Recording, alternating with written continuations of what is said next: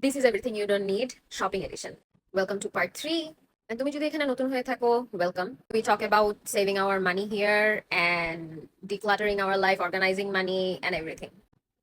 Buying things that are necessities. আমরা তোমাকে শিখাই the difference between needs and wants. So here we go. তোমার আরেকটা লিপ অয়েলের দরকার নাই, আরেকটা আইশ্যাডো প্যালেটের দরকার নাই, আরেকটা ব্রাউন আইলাইনারের দরকার নাই, just because everyone is talking about that and it's just another trend that will die soon. You don't need another body wash or body scrub. If you have one, that's more than enough.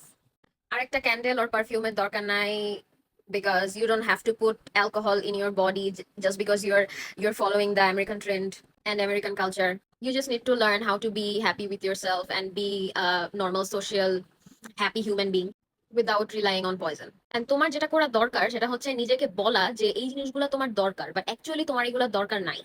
You have to simply know the difference between what you want and what you need. You actually need things that are actually wants. They're not needs, if you know what I mean. Tough love, I know. Reality check, I know. It's hard. I'm sorry. Okay, bye.